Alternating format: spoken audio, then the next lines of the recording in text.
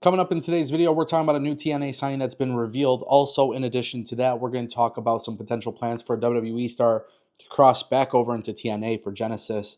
And we got to talk about WWE and Netflix's announcement.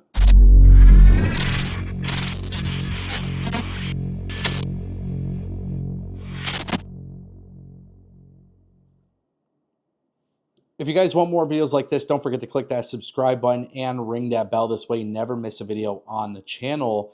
A couple things coming from TNA today. I want to talk about this. Joe Hendry appears to be coming back to the company. This is very interesting. So this announcement from TNA revealed that Joe Hendry will be making a special appearance later this month for TNA Genesis on January 17th. Now, obviously, Joe Hendry was a TNA talent who then signed with the WWE, and he's been utilized in WWE. And there's rumors that he's going to be part of the main roster at some point very soon, and maybe even as soon as next week. But they decided to announce him back for TNA. Now, listen, I don't know what this is. I don't really know how to explain this. I think WWE and TNA, it's a very interesting situation because TNA talent are coming to WWE and some of them are signing with WWE. So I like the idea of WWE also being like, hey, listen, like we're going to sign them, we're going to utilize them, whatever, but then we'll still let them work with TNA moving forward. I'm okay with that. Like I'm cool with that. And that's basically what it feels like they're doing here with Joe Hendry.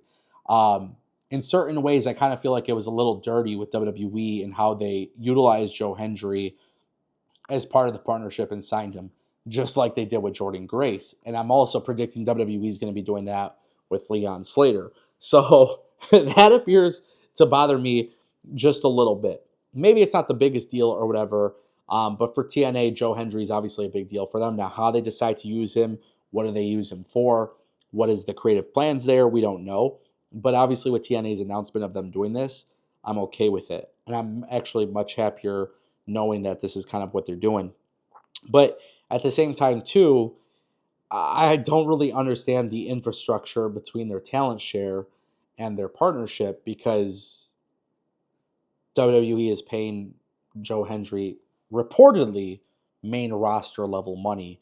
So that's it's a very weird thing. It's very strange. I don't get it necessarily. But him showing up in TNA is a good thing for TNA. And obviously, that's a big win for TNA because Joe Hendry means a lot to the TNA universe and their audience and everything. So he's coming back. We'll see what it leads to, what creative plans they have. We'll talk more TNA stuff in just a little bit. But for now, let's talk about the WWE Netflix announcement. If you guys follow my channel, you may have noticed I talked about this a little bit before. But today, today, WWE and Netflix revealed officially that WWE's pay-per-views are joining the Netflix library. Not the new pay-per-views, the old pay-per-views. So the classic PLEs that WWE has had forever and ever are now on the Netflix app officially. They've officially announced it. Strangely enough, Raws and SmackDowns and things of that nature, there's a little bit more confusion. There's old episodes of Raw on Netflix, but they haven't added everything. SmackDown and NXT are still part of Peacock. And then, obviously, Saturday night's main event is on Peacock. But it looks like this new deal for Netflix only includes the classic WWE PLEs. Now, I'm going to criticize things a little bit here. I understand the business of WWE licensing their content out through multiple platforms, things of that nature, getting multiple TV deals. It's a very, very smart and sound business strategy. My problem is that I really enjoyed, in the last few days, going on to Netflix and watching WWE PLEs. I went back to Armageddon, watched 1999 Armageddon, and it's like fun to do that. You know what I mean? Because I really do miss the WWE network, and I'm glad that there's a home for for WWE PLEs on Netflix. I want WWE to just add all the old stuff to Netflix, bro. Please. Like, I don't want this on YouTube. I don't want it on ESPN. I don't want it on Peacock. Just one place. Please, please, please, please, please, please, please. Just one place. This is a massive announcement for WWE, and it's huge for Netflix. And it's huge for the consumers that have Netflix. So many people have Netflix. It's the #1 streaming app. Give us the old SmackDowns, give us the old NXTs. But it's not going to happen. And the reason why it's not going to happen is because WWE has the deal with USA Network for SmackDown. And they have the NXT PLEs until March. And then WWE will have to move that into a new contract. And who knows how WWE will distribute NXT pay-per-views. I would like to think it will be on Netflix or ESPN, considering those are the other partners.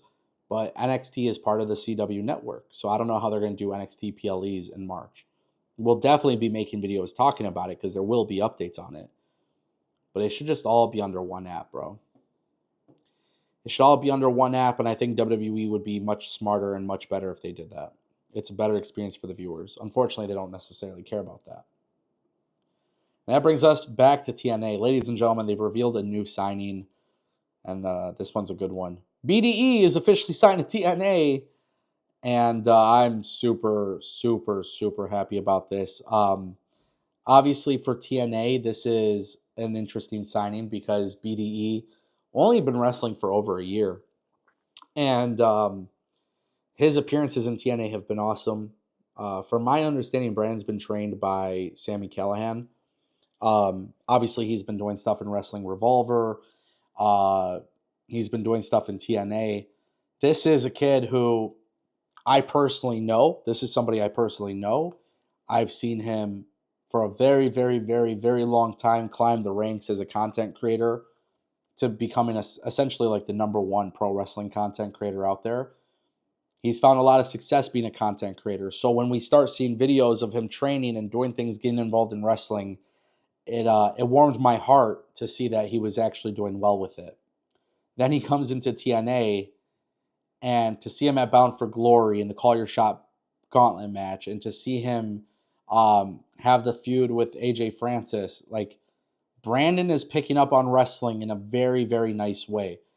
And the thing is, knowing him and having personal interactions with him, he's a good guy. He's a wonderful guy. And so it makes me excited to see that TNA did this. This isn't some super high paying contract on the level of like a Brock Lesnar or John Cena. But it's a fun signing because it's a great risk and reward. TNA brings in BDE. He's training under Sami Callihan. He's learning the business. He gets bigger and better. In a way, it's kind of like he's developing under TNA.